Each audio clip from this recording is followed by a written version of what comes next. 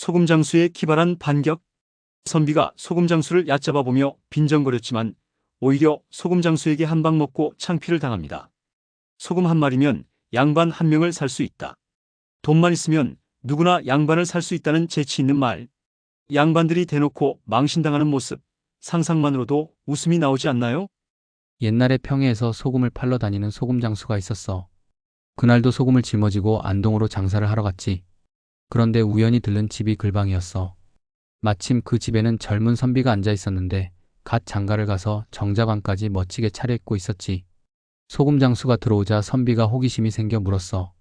어디서 온 장수요? 소금 장수가 정중하게 대답했어. 평해에서 왔습니다. 그 말을 들은 선비는 살짝 비웃으며 말했지. 평해는 원래 양반이 없는 동네라는데 그럼 그곳에서는 향사는 누가 지내나? 소금 장수는 웃으며 대답했어. 예, 맞습니다. 저희 동네에는 양반이 없습니다. 선비는 계속 빈정거렸어. 그럼 양반도 없는데 제사는 어떻게 지내나? 소금 장수는 태연하게 말했지. 아, 그거야 간단합니다. 저희는 소금을 짊어지고 안동에 와서 양반을 삽니다. 뭐?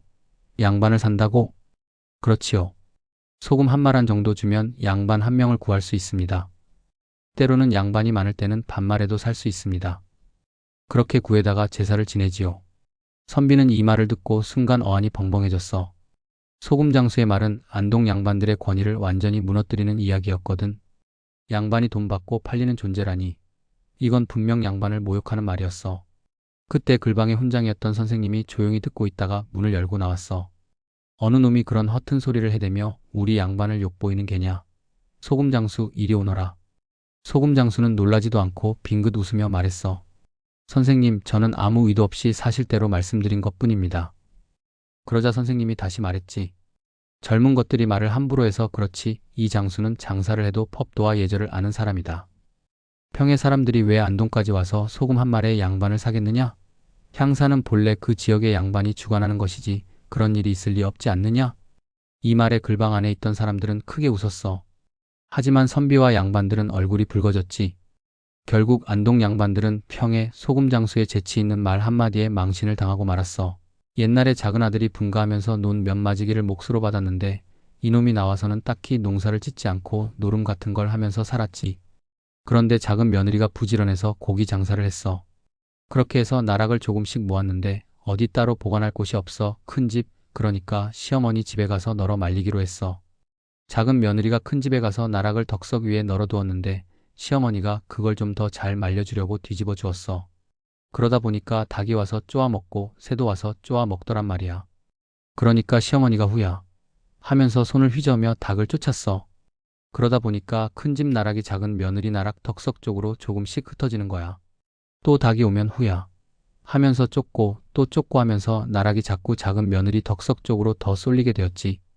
그렇게 저녁때가 되어서 작은 며느리가 나락을 담으러 왔는데 보니까 이상한 거야. 어머나, 왜 나락이 말랐으면 줄어들어야 하는데 오히려 많아졌지? 작은 며느리는 이상해하며 중얼거렸고 그걸 보고 있던 큰 며느리는 다 알고 있었어. 작은 도련님이 제대로 살지를 못하고 있으니까 시어머니가 마음이 쓰여서 일부러 작은 며느리 나락 덕석 쪽으로 나락을 쳐서 보태준 거였지. 큰 며느리가 작은 며느리를 따로 불러서 말했어. 너 엊그제 장사 나갔다가 찹쌀 한 대 받았다며? 그걸로 술을 빚어라. 너희 집에 누룩 없지? 우리 집 누룩 가져가서 해놓아라. 하루 저녁이 지나서 술이 다 익었어. 그때 큰 며느리가 작은 며느리를 또 불렀지. 술을 진하게 한 대 걸러서 보내라. 그렇게 걸러놓으니까 큰 며느리는 그 술을 사랑방에 가져가서 시아버지한테 한 잔 권했어. 시아버지가 술을 마시고 기분이 좋아졌을 때 시아버지는 술을 마시고 곤하게 잠이 들었고 이튿날이 되었어. 그날 저녁 큰 며느리는 다시 말을 꺼냈어. 아버님, 어쩌냐게 하신 말씀인데요? 작은 도련님한테 논 서너 마지기 주신다고 하셨다면서요? 오늘 그 문서를 작성해 주세요. 그래야 저희가 농사를 지을 수 있지 않겠습니까? 시아버지는 깜짝 놀라며 말했어. 논? 그 논은 내가 제일 아끼는 논인데 그걸 줄 수가 있나? 내가 언제 그런 말을 했다고? 큰 며느리는 침착하게 대답했어. 아버님, 어쩌냐게 술 드시고 하신 말씀을 저희가 다 들었어요. 제가 거짓말하겠습니까? 분명히 도련님한테 논을 주신다고 하셨습니다. 시아버지는 고개를 갸웃거리며 생각했어. 내가 그런 말을 했나? 이상하네, 내가 그럴 리가 없는데. 그렇게 하여 결국 작은 아들은 논을 받았고 그제야 노름을 끊고 제대로 살기 시작했어. 형제간에도 우애가 깊어졌고 작은 아들은 더 이상 방탕하게 살지 않고 열심히 농사를 지으며 가정을 꾸려갔어. 남에게 베풀어 부자된 사람. 옛날에, 아주 옛날에 한 사람이 있었는데 사는 형편이 너무 어려웠어요. 가세가 너무 기울어 먹을 것도 없었어요. 하루 이틀 굶는 건 예사였고 결국 일주일을 굶었어요. 먹을 게 없어서 일주일을 굶었는데 남편이 어디 가서 어렵게 단량을 마련했어요. 그 돈으로 쌀을 사러 시장으로 가는데 한 고개를 넘어가다가 어떤 사람이 길을 딱 막더니 말했어요. 여보시오. 그래서 대답했죠. 아, 왜 그러시오? 그 사람이 하는 말이 당신 쌀 사러 가는 그 돈을 나에게 좀 주시오. 그러니까 남편이 아이고 안 됩니다. 우리 식구가 6식구, 7식구인데 일주일째 굶어서 다 죽게 생겼소. 이 돈으로 쌀을 사서 죽이라도 끓여야 살 수 있단 말이오. 그러자 그 사람이 말했어요. 여보시오. 당신네는 일주일 굶었다지만 나는 오늘로 8회째 굶었소. 오늘 저녁이 지나면 나는 정말로 죽을 지경이오. 하지만 당신은 아직도 이틀의 기회가 있지 않토? 듣고 보니 정말 그랬어요. 자기는 1회를 굶었지만 저 사람은 9회를 굶었으니 더 위급했어요. 게다가 물 한 모금도 안 마시고 9회를 굶으면 사람이 죽는다는데 자기는 아직도 이틀의 여유가 있었어요. 결국 그 돈을 그 사람에게 주었어요. 그렇게 집으로 돌아왔는데 마누라는 애들과 함께 쌀을 사오면 밥을 해 먹으려고 솥도 씻어놓고 기다리고 있었어요. 그런데 남편이 빈손으로 돌아오니 깜짝 놀라며 화를 냈어요. 아니 세상에, 어째서 쌀을 안 사오시오? 그러자 남편이 말했어요. 아, 가다가 고개를 넘는데 어떤 사람이 길을 막더니 자기는 오늘로 9회째 굶었고 2시간만 지나면 정말로 죽을 거라 하더구먼. 우리야 아직도 이틀 기회가 있으니 그 사람에게 돈을 주고 왔지. 그리고는 미안하다고 마누라에게 사과했어요. 마누라도 한숨을 쉬며 말했어요. 할 수 없죠 뭐. 그냥 들어가서 자는 수밖에. 그렇게 또 굶은 채로 방에 들어가 잠이 들었어요. 이제 1회째 굶었는데 한밤중이 되니 대문 밖에서 누가 찾는 소리가 들렸어요. 누군가 싶어 나가보니 낮에 돈을 빌려간 그 사람이었어요. 그 사람이 말했어요. 내가 당신 덕분에 돈을 빌려서 쌀을 사다가 먹고 살아났소. 정말 고맙소. 그러면서 돈을 내밀었어요. 이게 단량이오. 이걸 받으시오. 그렇게 남편은 단량을 받아서 쌀을 사다 밥을 해 먹었어요. 그런데 신기한 일이 벌어졌어요. 밤 12시만 되면 그 사람이 어김없이 나타나 단량을 주고 가는 거예요. 단량이요. 이튿날 밤 12시에도 또 단량을 가져왔어요. 그 다음 날도 또 그 다음 날도 밤 12시만 되면 단량을 가져왔어요. 그렇게 날마다 돈을 받다 보니 그 사람은 나중에 부자가 되었답니다. 박문수의 암행. 박문수가 한번 순행을 하는데 해질 무렵 어느 고을에 도착했어요. 마침 냇가에서 젊은 부인이 빨래를 하고 있는 걸 보았지요. 가만히 바라보니 그 부인이 아주 미인이었어요. 박문수가 속으로 생각했어요. 아니, 이렇게 아름다운 부인이 있을 수가 있나? 오늘 저녁은 이 마을에서 묵고 가야겠다. 어디 노파가 사는 집을 찾아가서 하룻밤 유숙해야겠군. 그렇게 해서 마을을 돌아다니랴 한 노파의 집을 찾아가 잠자리를 청했어요. 그리고 그 노파에게 말했지요. 오늘 낮에 이 앞 냇가에서 빨래하던 부인이 있었는데 나이 30쯤 되었을까 말까 한 아주 미모가 빼어난 부인이었소. 그 부인을 나에게 한번 소개해 주시오. 그러자 노파가 펄쩍 뛰며 말했어요. 택도 없는 소리 하지 마시오. 박문수는 그 말에 대뜸 마패를 꺼내 보였어요. 나는 이런 사람이오. 감히 거역할 수 있겠소? 그렇게 나오니 노파도 어쩔 수가 없었지요. 결국 부인의 집을 찾아가서 조심스레 말을 꺼냈어요. 부인, 오늘 저녁 때 냇가에서 빨래하신 일이 있지요? 부인이 대답했어요. 그렇더만. 그러자 노파가 조심스레 말을 이었어요. 그때 당신을 지켜보던 사람이 다름 아닌 암행어사요. 그분이 당신을 보고 호기심을 가지셨소. 그래서 나더러 당신을 소개하라고 하셨소. 만약에 거절이라도 한다면 우리에게 큰 화가 미칠지 모르니 어찌하시겠소? 노파가 그렇게 으름장을 놓으니 부인이 가만히 듣고 있다가 조용히 말했어요. 됐소. 내가 이 글을 써줄 테니 그 어사에게 전해주시오. 그러고는 종이를 펼쳐서 시 한 수를 적었어요. 작일상봉 시목정. 어제 우리는 시목정에서 만났습니다. 유정무어 사무정. 정은 있으나 말이 없으니 마치 정 없는 것과 같더이다. 유장천벽은 비란사. 담을 넘고 벽을 뚫는 것이 어려운 일이 아니로되 기어 농부이 불경. 내 몸을 농부에게 이미 허락하였으니 다시는 바꿀 수 없습니다. 부인은 그 글을 노파에게 건네주었고 노파는 그것을 박문수에게 가져갔어요. 박문수가 글을 받아 읽어보니 탐복했어요. 아, 이 촌부가 이렇게 절개가 깊은 분이라니. 내가 오해를 했구나.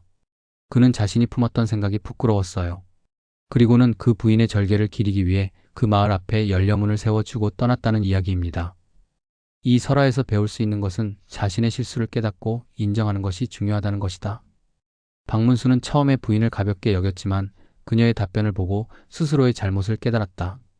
그리고 단순히 부끄러워하는 데서 끝나지 않고 그녀의 절개를 기리기 위해 연려문을 세우는 행동을 했다. 이는 자신의 오해나 실수를 인정하고 이를 바로잡기 위해 노력하는 것이 중요하다는 점을 가르쳐준다. 공덕으로 극락간 인색한 장자. 아주 옛날에 장자가 있었고 또 아주 어려운 사람도 있었어. 그 중에 한 할아버지가 있었는데 너무 가난해서 밥도 못 먹고 힘겹게 살았지. 하루는 그 할아버지가 깔고 잘라고 낡은 가마니 떼기 하나 달라고 사정사정했어. 가마니 하나만 주시오. 차가운 땅바닥에라도 깔고 잘라고. 그런데 장자 집에서는 그걸 안 줬어. 그 반면에 한 할머니는 떡 장사를 했는데 떡을 팔다가 남으면 배고픈 사람들에게 그냥 줬어. 먹어요. 배고프면 떡이라도 먹어야 혀. 그 이튿날도 남으면 또 주고 또 다음 날도 남으면 또 주고 그렇게 계속 배고픈 사람들을 도와줬어. 그런데 어느 날 저승사자가 나타나서 장자집 할아버지와 떡장수 할머니 둘을 데려갔지. 저승에서 염라대왕이 물었어. 할머니는 어떤 공덕을 쌓았느냐? 그때 할머니는 떡을 배고픈 사람들에게 나눠줬던 이야기들을 쭉 했어. 염라대왕이 고개를 끄덕이며 말했지. 참으로 공덕이 크구나. 너는 좋은 곳으로 인도하겠다. 그러더니 장자집 할아버지를 보고 물었어. 너는 무슨 공덕을 쌓았느냐? 그런데 할아버지는 아무 말도 못했어. 염라대왕이 다시 물었지. 너는 사람들을 위해 한 일이 없느냐? 그러자 할아버지가 멋쩍게 웃으며 말했어. 저는 뭐 그지가 와서 가만히 하나 달라 해도 아까워서 안 줬습니다. 염라대왕이 듣고는 고개를 절레절레 흔들었어. 그래, 너는 이승으로 다시 내려가 공덕을 쌓고 오너라. 그리고는 할아버지를 이승으로 돌려보냈어. 할아버지는 살아 돌아와서 떡장수 할머니 아들을 찾아갔어. 그리고 주머니에서 돈을 꺼내주었지. 이 돈을 받으시오. 저승에서 염라대왕이 말하길 당신 어머니는 공덕이 많아 이 돈을 받아야 한다고 했소. 그런데 할머니의 아들은 손사래를 치며 말했어. 아이고, 나는 이 돈 받을 수 없으노. 우리 어머니가 한 일로 받는 돈인데 내가 어떻게 받겠소? 그러자 할아버지가 간곡히 부탁했어. 아닙니다. 이 돈을 당신이 받아야 내가 극락에 갈 수 있소. 그러니 제발 받으시오. 결국 할머니의 아들은 눈물을 머금고 돈을 받았어. 그 이후로 장자집 할아버지는 깨달음을 얻고 밥이든 돈이든 어려운 사람들에게 아낌없이 나누어 주었어. 거지가 와도 밥을 퍼주고 손 내미는 사람에게는 돈도 주면서 공덕을 쌓았지. 그렇게 몇 해가 지나고 할아버지가 다시 저승에 가게 되었을 때 염라대왕이 기쁘게 맞이하며 말했어. 이제 너도 공덕을 쌓았구나. 극락으로 가거라. 이 이야기는 스님이 법문에서 해주신 말씀이었어. 양반 욕보인 하인. 여기는 교촌의 광풍 진사다. 성은 최씨고 최준 어른이지. 하인과 함께 외출하셨다가 돌아오는 길에 허기져서 거의 죽을 지경이었지. 배는 고픈데 먹을 것도 없고 주머니를 뒤지니까 대추가 3개 들어있었어. 대추 3개 중에 하인에게 1개를 주고 본인은 2개를 드셨어. 야야, 이거 1개 먹어라. 양반은 대추 1개만 먹어도 허기를 면할 수 있다. 하인이 대추 1개를 받아 먹더니 이렇게 말했대. 1개 먹어도 허기가 해결되면 2개 먹으면 배가 터지겠네요. 그날 저녁에 집에 돌아가서 아내에게 오늘 외출 갔다가 배가 너무 고파서 대추를 꺼내 하인에게 1개 주고 내가 2개 먹었소. 그러면서 내가 양반은 대추 1개만 먹어도 허기를 면할 수 있다고 했는데 그놈이 뭐라고 했는지 아오? 1개 먹어도 배가 부르니 2개 먹으면 배가 터지지 않겠냐고 하더이다. 완전히 내가 욕을 얻어먹었소. 아내가 듣더니 정말요? 그럼 내일 아침에 그 놈을 불러다가 욕을 좀 해야겠네요. 그래서 다음날 아침에 하인을 불렀대. 야, 아무개야. 예, 부르셨습니까? 하인이 다가오니 이렇게 말했대. 너 어제 서방님이랑 길 가다가 대추 1개는 내가 먹고 2개는 서방님이 드셨잖아. 그런데 대추 1개만 먹어도 허기를 면한다면 2개 먹으면 배가 터지지 않겠냐고 말했더라면서. 너 그렇게 욕을 했느냐? 그러자 하인이 말했대. 서방님과 저 둘밖에 없었는데 대체 어떤 내 아들놈이 그 말을 전했단 말입니까? 결국 욕은 더 얹어서 먹으셨다고 하더라. 시주승을 박대하여 망한 부자. 전주에 가면 앙골이라고 있어. 그 앙골에서 조금 이짝 전주고등학교 쪽으로 오면 도마다리라는 다리가 하나 있지. 이 도마다리는 아주 옛날부터 널리 알려진 지명이야. 근데 원래 이름은 구수다리였어. 이 도마다리하고 구수다리는 사연이 있는데 안골에는 소명당이라는 곳이 있었어. 소가 일하고 돌아오면 배불리 먹어야 힘을 쓰잖아. 소가 먹을 여물통, 구수가 있어야 하는 것처럼 소가 편히 쉴 수 있는 명당이 따로 있었던 거야. 그 소 명당 자리에 묘를 쓴 집안이 있었는데 이 집안이 엄청난 부자가 되었어. 소가 대간 일을 하고 구수에서 배불리 먹듯이 재물이 끊임없이 불어나기 시작한 거지. 그렇게 이곳은 구수다리라는 이름으로 불리게 되었어. 근데 말이여, 그 근방에는 절들이 많았어. 중들이 시주를 다니며 절에서 왔습니다. 시주 좀 해주십시오. 이렇게 부탁을 했는데 그 부자들이 단 한 푼도 안 주는 거야. 다른 절의 중들이 와서 다시 부탁해도 아무 절에서 왔습니다. 시주 좀 해주십시오. 또 안 줘.